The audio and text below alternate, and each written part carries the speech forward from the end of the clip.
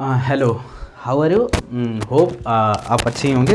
देखिए, तो आज हम क्या पढ़ने वाले हैं? आज हम बेसिकली पढ़ने वाले हैं कि इलेक्ट्रिक फील्ड किसी चार्ज डिस्ट्रीब्यूशन की वजह से क्या क्या होता है। तो हम अलग अलग शेप लेंगे और उसकी वजह से फाइंड आउट करने का प्रयास करेंगे कि किसी पॉइंट पर उस चार्ज डिस्ट्रीब्यूशन की वजह से इलेक्ट्रिक फील्ड क्या होगा। जैसे हमने ये पता है कि कोई पॉइंट चार्ज है, हम मान के चल रहे हैं कोई पॉइंट चार्ज है और ये क्यू है, इसकी वजह से आर डिस्टेंस पर जो इलेक्ट्रिक फील्ड होता है ई की वैल्यू होती है के और क्यू बाई ये डिस्टेंस आर स्क्वायर और जो भी इसकी डायरेक्शन होगी। ठीक है, इतना हमको पता है, मान के चलना है किसी पॉइंट की वजह से।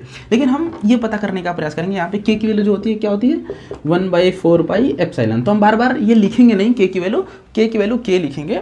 और एक और बात कि जो क्यू है वो एक पॉइंट चार्ज है। लेट्स अगर हम मान लेते हैं कि कोई मान लो कि कोई रॉड है, ठीक है, इसमें चार्ज ऐसे डिस्ट्रीब्यूट हैं, ठीक है, तो इसकी वजह से किसी पॉइंट पर इलेक्ट्रिक फील्ड क्या होगी, किसी आर्बिट्री पॉइंट पे इलेक्ट्रिक फील्ड क्या होगी। हम एक मान लो ऐसे रिंग ले लेते हैं, ठीक है, और इसकी वजह से इसके सेंटर पर इलेक्ट्रिक फील्ड क्या होगी। हम कोई सर्कुलर पूरा रिंग ले लेते हैं तो उसकी वजह से उसके सेंटर पर इलेक्ट्रिक फील्ड क्या होगी। कोई चार्ज डिस्ट्रीब्यूशन है तो उसकी वजह से इलेक्ट्रिक फील्ड क्या होगी। तो ये हमारा आज का टॉपिक होने वाला है। ठीक है, चलिए देखिए, तो हम पहला काम करते हैं कि किसी रॉड की वजह से, जैसे कोई रॉड है, ठीक है, हमने एक रॉड ले लिया जिसकी लेंथ L बोल देते हैं, कैपिटल L, ठीक है। हम इसकी वजह से इसके सेंटर से, किसी सेंटर से या फिर मान लीजिए या कहीं से भी, मान लीजिए यहाँ से हम A डिस्टेंस पर, यहाँ से A डिस्टेंस पर हम इस पॉइंट पर इलेक्ट्रिक फील्ड फाइंड आउट करना चाहते हैं। ये हमारा क्वेश्चन है। कोई रॉड है जिसमें positively charge, total charge Q है और इस पूरे रॉड में डिस्ट्रीब्यूट है, वो किसी पॉइंट पर नहीं है, ठीक है। की बात समझ में आ गई। हम क्या बोल रहे हैं फिर से कि हमने एक क्यू चार्ज लिया किसी रॉड L पर, वो पूरा डिस्ट्रीब्यूट है, उसकी वजह से रॉड के एज से A डिस्टेंस पर किसी पॉइंट पर इलेक्ट्रिक फील्ड फाइंड आउट करना चाहते हैं। ठीक है, एक क्वेश्चन हो गया। तो इसको करेंगे क्या? देखो, पहली बात हमको पता है इलेक्ट्रिक फील्ड जो होता है किसी पॉइंट चार्ज की वजह से के क्यू बाई आर स्क्वायर होता है, किसी पॉइंट की वजह से। ठीक है, यहाँ पे तो पॉइंट है नहीं, तो हम एक काम करते हैं, करेंगे क्या, हम ना इसको छोटे छोटे पॉइंट्स में तोड़ेंगे और वो छोटा मतलब छोटे छोटे पार्ट्स में ब्रेक करेंगे और वो पार्ट्स ही क्या होंगे, उस पार्ट्स की वजह से इलेक्ट्रिक फील्ड उस पॉइंट पे फाइंड करेंगे। क्यों? क्योंकि जब छोटे छोटे पार्ट्स में इसको ब्रेक कर देंगे तो जो छोटा पार्ट एक पॉइंट की तरह बिहेव करेगा। जैसे समझते हैं हमने क्या किया कि अगर मान लो कि एक छोटा सा ये लेंथ ले लिया जिसकी लेंथ मान लेते हैं dx है और ये x डिस्टेंस है, जहाँ हमको इलेक्ट्रिक फील्ड फाइंड आउट करना है वहाँ से x डिस्टेंस पर dx एक छोटा सा एलिमेंट ले लिए। अब एलिमेंट अगर मान लो dx जो एलिमेंट लेंगे, ऑब्वियस सी बात है इसकी ना कोई लेंथ होगी। dx जो एलिमेंट लेंगे, ऑब्वियस सी बात है उसकी कुछ ना कुछ लेंथ होगी, उसमें चार्ज डिस्ट्रीब्यूट होंगे, ये सवाल आ सकता है। लेकिन हम dx को अगर मान लें कि dx टेंड्स टू 0, ऐसा मान लें, तो ये तो बहुत छोटा हो जाएगा। dx टेंड्स टू 0 मतलब अब वो पॉइंट की तरह हो जाएगा। समझ रहे हैं ना? तो वही, जैसे अरे ऐसे समझो ना कि मान लो कि कोई रॉड है, इतना लेंथ L है, मान लो हम उसको 1000 पार्ट्स में डिवाइड कर रहे हैं, तो जो 1/1000 पार्ट होगा वो छोटा सा होगा। लेकिन अगर मान लो हम उसे इन्फाइनाइट टाइम से डिवाइड कर दे तो जो छोटा सा पार्ट होगा वो पॉइंट की तरह बिहेव करेगा। समझ रहे हैं ना? हाँ, ठीक है। तो ये हमने क्या किया कि इसको dx लेंथ ले लिया। अब dx की वजह से यहाँ पे इलेक्ट्रिक फील्ड फाइंड आउट करने का प्रयास करेंगे। मान लेते हैं कि इस dx लेंथ की वजह से इस पॉइंट पे जो इलेक्ट्रिक फील्ड आएगा वो de आएगा और उसकी जो वैल्यू होगी कितनी होगी फाइंड आउट करने। मान लो ये dx लेंथ में जो चार्ज स्टोर होगा dq मान लेते हैं, तो ये कितना होगा k इंटू dq/x², इतना ही होगा। हमको पता है ना electric field is equal to k Q by are square. तो यहाँ पे क्यू क्या चार्ज है, यहाँ पे डी क्यू चार्ज है, d Q by x square. ये इस पॉइंट पे इलेक्ट्रिक फील्ड फाइंड आउट करना है इससे एक्स डिस्टेंस पे। ठीक है, इतनी बात समझ में आ गई। दूसरी चीज़, अब एक काम थोड़ा सा प्रॉब्लम है कि हम इसको ऐड कैसे करेंगे, सोचेंगे कैसे। देखो, अब इसमें सोचने का तरीका यही होता है कि अब अगर मान लो कि ये dx छोटे छोटे ले लेके ऐड कर ले। कहाँ से x is equal to a, मान लो ये x की वैल्यू a है, x is equal to a से लेके ये x की वैल्यू a प्लस एल है, x is equal to a plus l तक, इतना ऐड कर दे तो इलेक्ट्रिक फील्ड टोटल निकल जाएगी।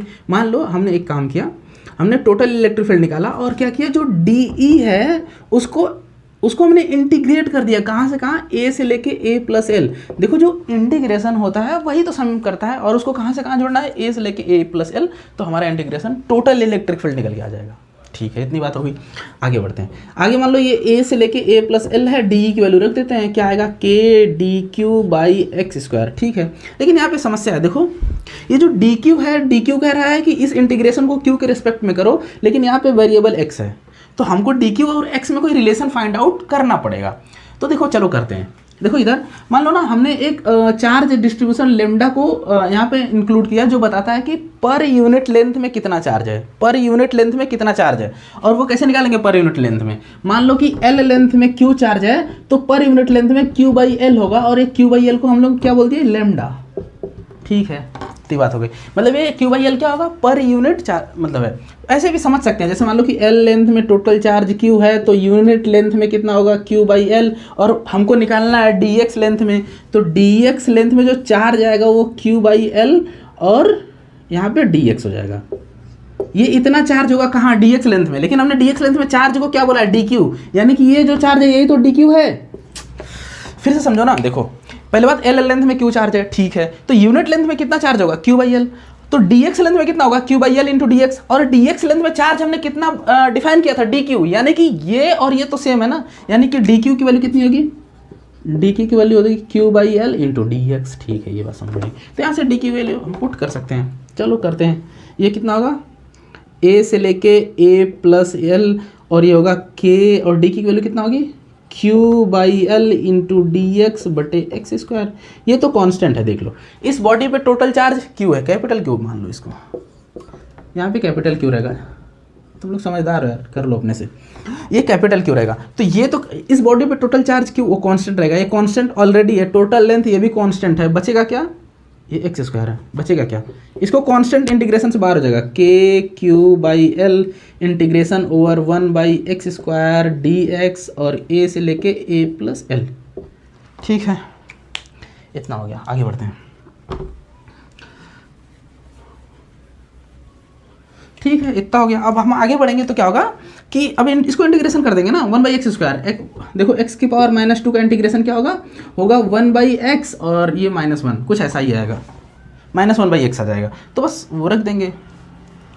ठीक है, करते हैं, कितना आएगा, के क्यू बाई एल, और ये -1 बाई एक्स, और a से लेके a प्लस एल, तो बस वो ऊपर लिमिट माइनस अपर लिमिट रखते हैं, तो इस माइनस की वजह से जस्ट उल्टा हो जाएगा।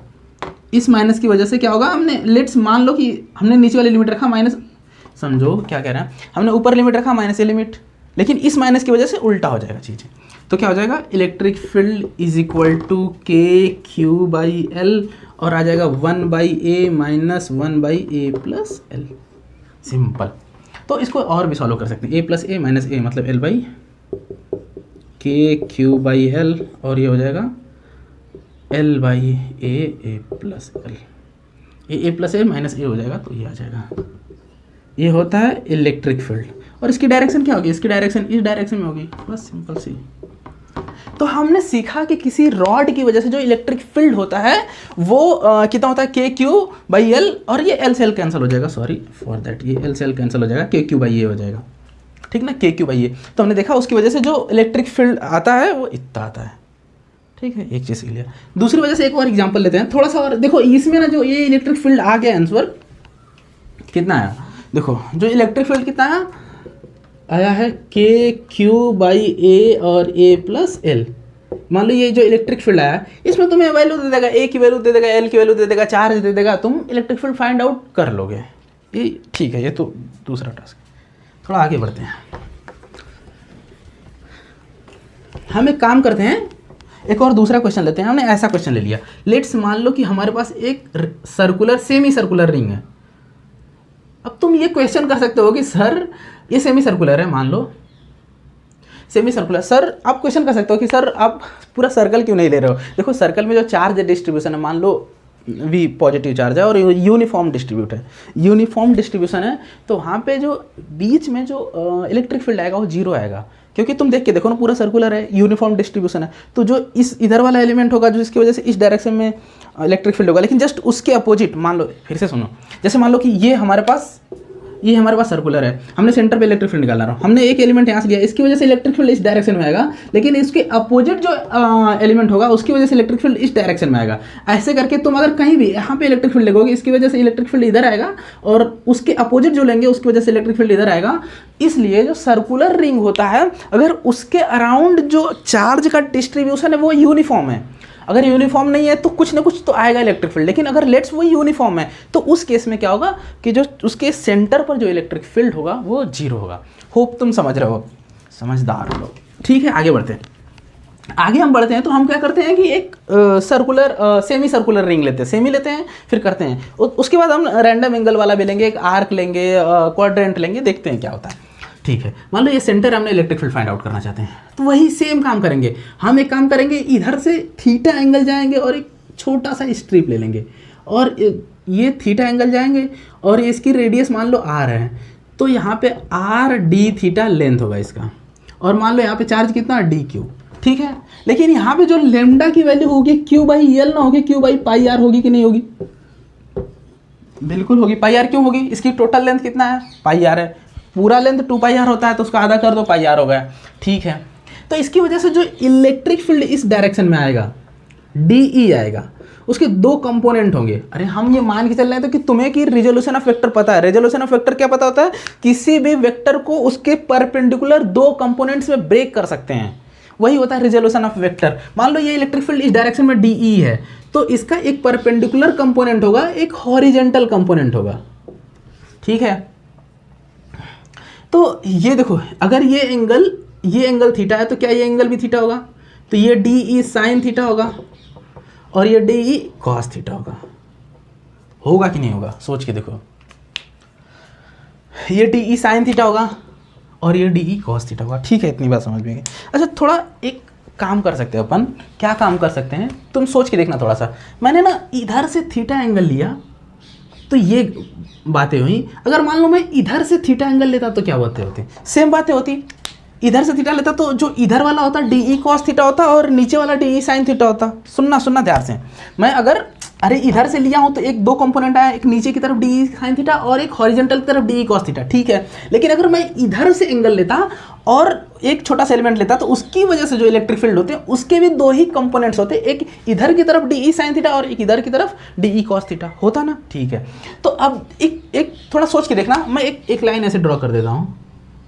हाँ, अब तुम सोच के देखो, इधर जितने भी एलिमेंट होंगे क्या उसके भी सिमेट्रिक में इधर उतने एलिमेंट होंगे कि नहीं होंगे? होंगे। क्यों? क्योंकि ये भी उतना ही एंगल तक है 90 डिग्री। तो मैं एक काम करता हूँ, मैं ना एक साथ 2 काम करता हूँ। मैं इधर भी एक एलिमेंट ले लेता हूँ, थोड़ा सोच के देखना, और वो डी ई एलिमेंट है, उसकी वजह से जो इलेक्ट्रिक फील्ड आएगा उसकी वजह से डी ई साइन थीटा होगा, तो वो दोनों ऐड होकर 2 D E sine theta 2 D E sine theta हो जाएगा, और ये D E cos theta angle cancel हो जाएगा।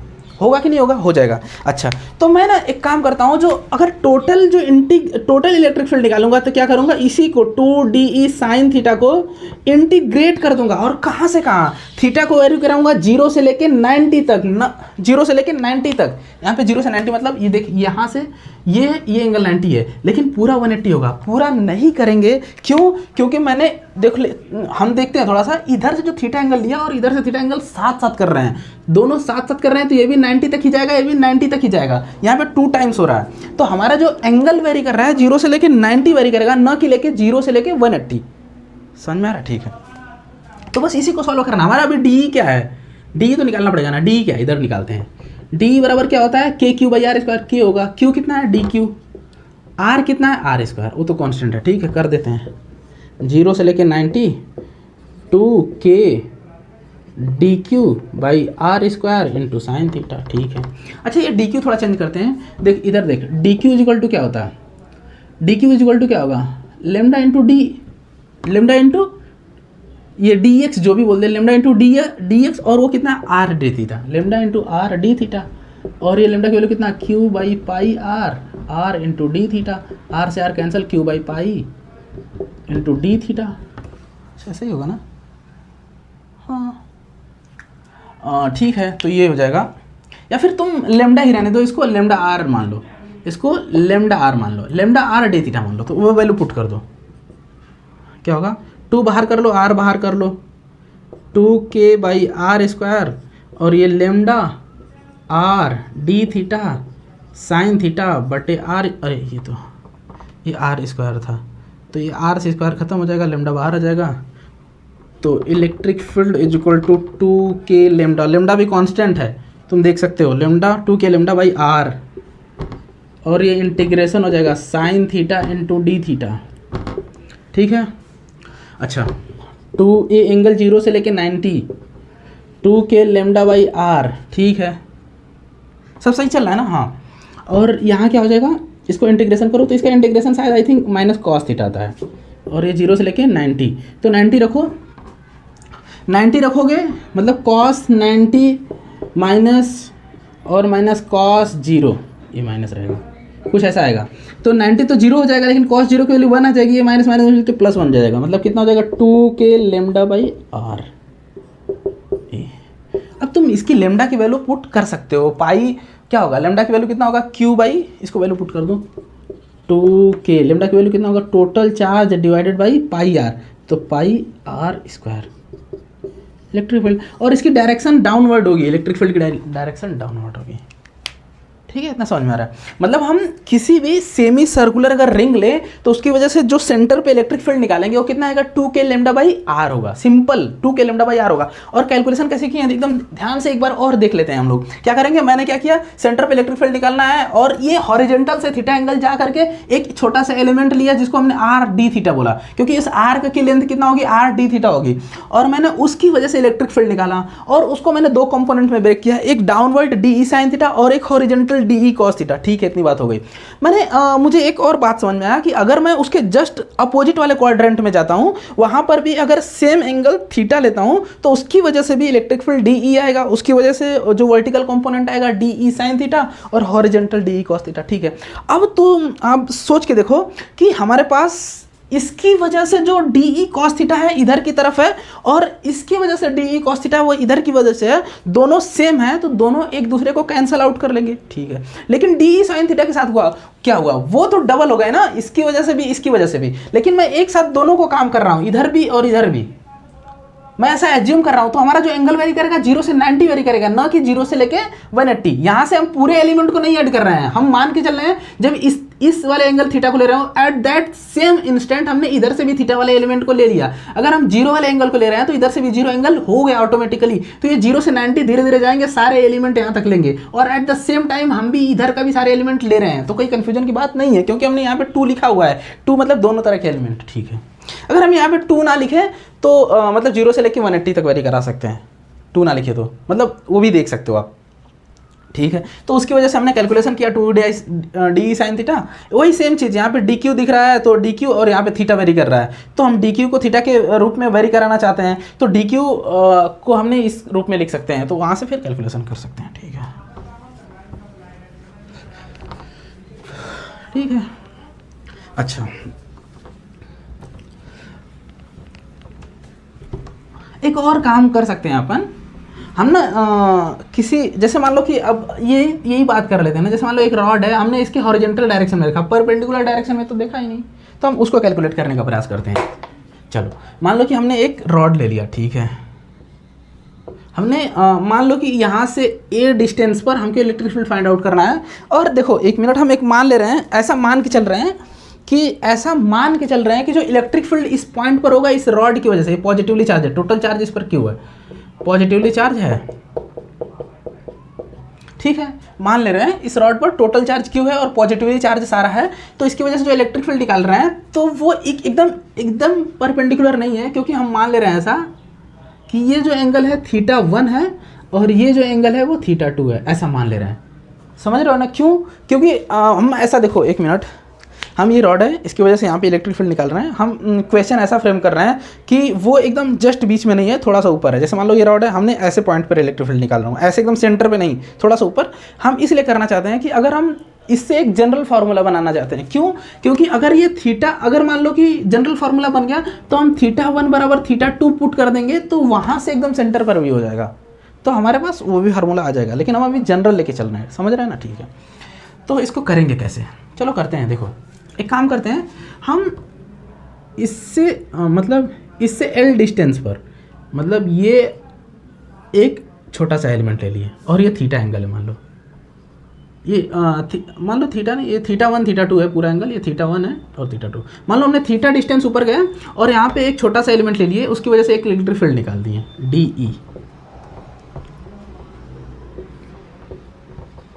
और इसके दो कंपोनेंट होंगे इधर की तरफ सेम उसी बात। देखो ये एंगल थीटा है तो ये भी थीटा होगा, तो डी ई कॉस थीटा, और इधर की तरफ डी ई साइन थीटा। होगा कि नहीं होगा? सिंपल एकदम होगा, ठीक है। अच्छा हम एक काम करते हैं, देखो जो ये वाला होता है ना, इसको हम लोग ई परपेंडिकुलर बोलते हैं, और जो ये होता है इसको ई पैरेलल बोलते हैं। अगर हमको इलेक्ट्रिक फील्ड टोटल चाहिए, टोटल इलेक्ट्रिक फील्ड चाहिए, तो लास्ट में हम क्या कर देंगे, दोनों परपेंडिकुलर है तो ऐसे कर लेंगे ई परपेंडिकुलर का स्क्वायर प्लस ई पैरेलल का स्क्वायर, ये हमको टोटल इलेक्ट्रिक फील्ड मिल जाएगा। लेकिन सवाल यही है कि हम ई परपेंडिकुलर और ये ई पैरेलल निकालेंगे कैसे। हम इसको ई पैरेलल बोलते हैं क्योंकि ये रॉड के पैरेलल में है, और इसको ई परपेंडिकुलर बोलते हैं क्योंकि रॉड के परपेंडिकुलर में है। तो हमारा सवाल ये होता है कि डी कॉस थीटा कैसे कैलकुलेट करें, डी साइन थीटा कैसे कैलकुलेट करें, तो वही करते हैं। चलो आगे बढ़ते हैं, 1 मिनट।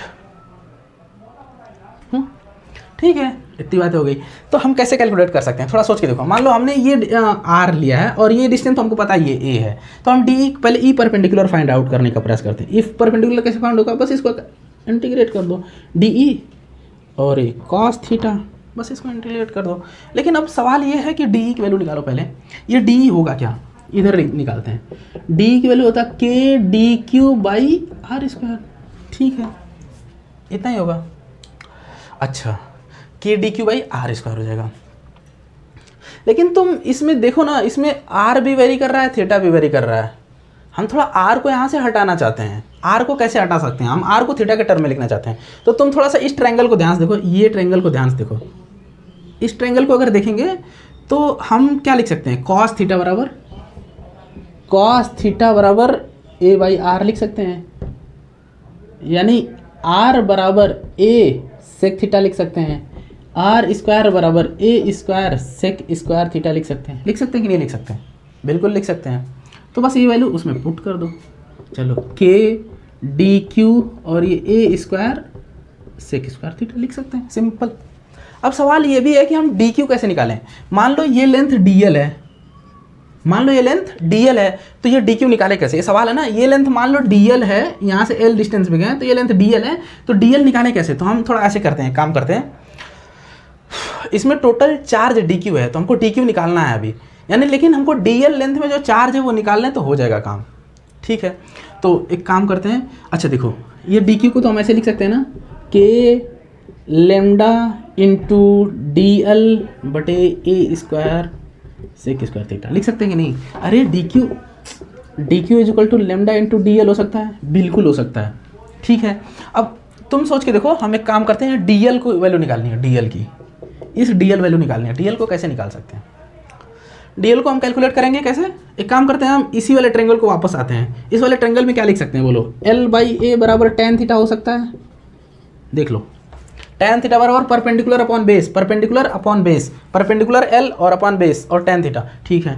एल बराबर क्या होगा, ए टेन थीटा, ठीक है। डी एल बराबर क्या हो जाएगा, डिफ्रेंशिएट कर दो, A sec square theta into D theta, बस ये वैल्यू पुट कर दो वहाँ पे।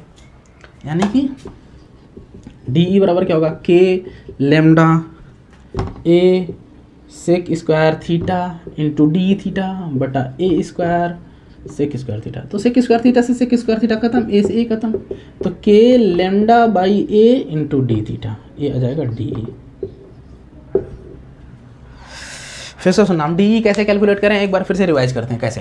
देखो अगर हमको डी ई निकालना है तो क्या सीधा फार्मूला क्या होगा, इस पॉइंट चार्ज की वजह से डी ई क्या होगा, point K D Q by are square, K D Q by are square, ठीक है। लेकिन सवाल ये है कि इसमें हमारा थीटा वेरी कर रहा है, तो हम आर को थीटा के टर्म में लिखना चाहते हैं, ठीक है। तो आर को थीटा के टर्म में कैसे लिखेंगे, हम इसी ट्रायंगल में आएंगे। इस ट्रायंगल में आएंगे तो जो ए बाई आर होता है वो कॉस थीटा होगा। तुम सोच के देखो ना, ये बेस, ये hypotenuse, base upon hypotenuse is equal to cos theta. अब देखो r is equal to a sec theta हो जाएगा, वहां से आर निकाल लेंगे, तो आर स्क्वायर निकालना है, आर स्क्वायर निकाला ए स्क्वायर सेक स्क्वायर थीटा, तो बस हमने आर स्क्वायर की वैल्यू पुट कर दी, ठीक है। सवाल अभी खत्म नहीं हुआ। डी क्यू को हमको डी थीटा डी थीटा के टर्म में लिखना है, तो पहले डी एल के टर्म में लिखने, तो डी क्यू बराबर एल डी एल होता है, ठीक है। अब ये डी एल की वैल्यू कैसे निकालेंगे, डी एल देखो ये डी एल की हमको वैल्यू निकालनी है, तो करना क्या है, हम पहले एल की वैल्यू निकालते हैं, तो एल इसी ट्रायंगल से निकालेंगे, तो ये परपेंडिकुलर अपॉन बेस जो होता है tan थीटा होता है, तो वहाँ से L equal to A tan theta आ जाएगा, और जब हम इसको इस इक्वेशन को डिफरेंशिएट करेंगे तो ए सेक स्क्वायर थीटा आएगा, क्योंकि tan थीटा का डिफरेंशिएशन सेक स्क्वायर थीटा होता है, ठीक है।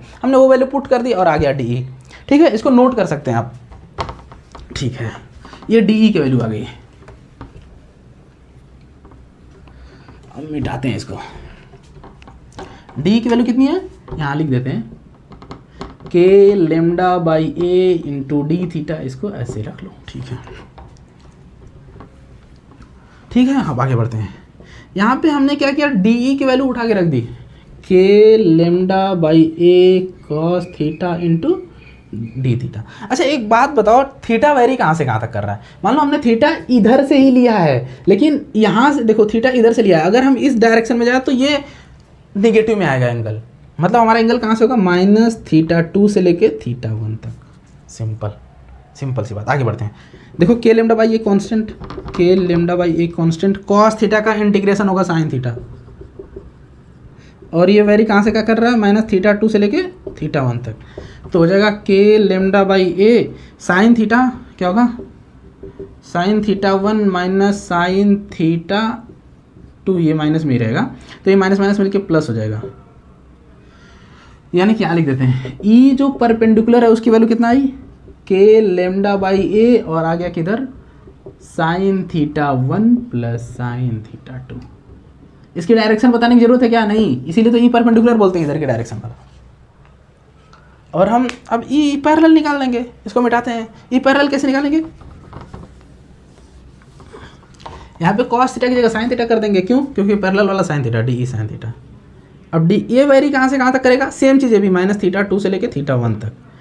चलो ये -θ1, ये देखो इधर से पूरा एंगल वेरी कराना है हमको, तो ये इधर से, तो देखो पहले फिर से सुनो, ये नीचे से वेरी कराना है ना, नीचे से के लिए निगेटिव डायरेक्शन जाएगा ना, यहाँ से हमने θ2 इस डायरेक्शन में लिया है, तो इस डायरेक्शन में जाने के लिए निगेटिव आएगा, तो इसीलिए डी की वैल्यू रखो के लेमडा बाई ए, ये तो बाहर हो जाएगा, ये sine theta into D theta, और ये हो जाएगा -θ2 से लेके +θ1 तक, ठीक है। आगे बढ़ो, के लेमडा बाई ए, हाँ इसका होगा माइनस कॉस थीटा, और ये -θ2 से लेके θ1 तक, ठीक है।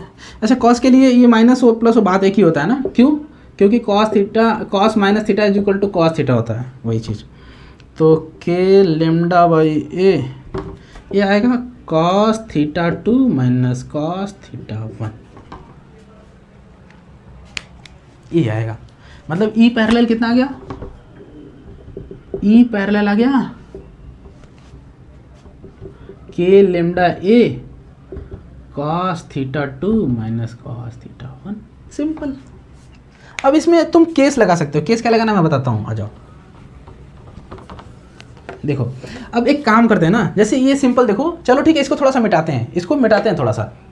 अब हमारे पास पैरेलल हो गया। एक मिनट, हम 3 केस लेके चलते हैं, 3 नहीं, एक तो केस हो चुका, एक आर्बिट्री पॉइंट है। हम पहला केस लेके चलते हैं, मान लो कोई रॉड है, हम उसके जस्ट सेंटर पर ए डिस्टेंस पर जाके हम इस पर इलेक्ट्रिक फील्ड फाइंड आउट करना चाहते हैं। सेंटर पर, एकदम सेंटर है, एकदम बीचों बीच पॉइंट पर है, परपेंडिकुलर डिस्टेंस है, तो यहाँ पे इलेक्ट्रिक फील्ड क्या आएगा, इलेक्ट्रिक फील्ड आने के लिए अब क्या होगा कि ये जो एंगल होगा और ये जो एंगल होगा सेम होगा कि नहीं होगा, यानी कि θ1 इज इक्वल टू θ2, कोई गलत वाली बात नहीं है। तो बस इसमें वही पुट कर देंगे। यहाँ पे अगर देखो, तुम सोच के देखो, अगर ना तुम सोच के देखो कि अगर हम θ1 बराबर θ2 ले लें तो क्या होगा, यहाँ पे तो θ1 θ2 सेम हो जाएगा, तो सीधा वैल्यू आ जाएगा क्या, ई परपेंडिकुलर आ जाएगा 2k लेमडा बाई ए, और ये साइन थीटा, ये हो जाएगा। θ1 बराबर θ2 बराबर थीटा मान लेते हैं, तो अगर मान लो हम इसको थीटा और इसको थीटा बोलते तो ये 2 साइन थीटा हो जाएगा, ये आ जाएगा। लेकिन ई पैरेलल क्या होगा, ई पैरेलल 0 हो जाएगा, ई पैरेलल 0 हो जाएगा। क्यों, तुम सोच के देखो ना, क्यों, क्योंकि ये अगर ये दोनों सेम हो गया तो ये तो वैल्यू 0 हो जाएगी, तो 0 0 आ जाएगा, मतलब यहाँ पे पैरेलल कंपोनेंट आएगा नहीं। क्यों, थोड़ा सा ऐसे विजुअल करके देखो ना, जैसे मान लो ये है हमारा रॉड। अब इसके सेंटर पे हम इलेक्ट्रिक फील्ड फाइंड आउट करना चाहते हैं, तो वो तो बात वैसे भी इसके पैरेलल वाले कंपोनेंट जीरो हो जाएंगे, क्यों? मान लो इसके ऊपर अगर हम जस्ट जो ले रहे हैं एलिमेंट, तो उसकी वजह से दो कंपोनेंट आएंगे, एक नीचे वाला, एक इधर की तरफ वाला। तो इसका जो नीचे वाला कंपोनेंट होगा ना, इसके जस्ट अपोजिट वाले एलिमेंट से कैंसिल आउट हो जाएगा। अरे नहीं समझ में आया? देखो ये रॉड है, ठीक है, इसके सेंटर पे मैं इलेक्ट्रिक फील्ड निकालना चाहता हूँ, तो जो अगर मान लो ये वाले एलिमेंट की वजह से इसके दो कंपोनेंट आएंगे इलेक्ट्रिक फील्ड के, एक ए और एक ए, ठीक है, ये ओरिजिनल इलेक्ट्रिक फील्ड है, तो इसके जस्ट अपोजिट वाला जो इलेक्ट्रिक फील्ड होगा उसकी वजह से भी तो एक इधर की तरफ आएगा, एक इधर की तरफ, तो मतलब ये इसका ये वाला कंपोनेंट और इसका ये वाला कंपोनेंट एक दूसरे को कैंसिल आउट नहीं कर लेगा, कर देगा ना, तो इसीलिए ये पैरेलल वाला जीरो हो जाता है। तो तुम सोच रहे हो ये जो हमारा ओरिजिनल फार्मूला है, ये दोनों इंपॉर्टेंट, ठीक है, तो यहाँ से हम कैलकुलेट कर सकते हैं।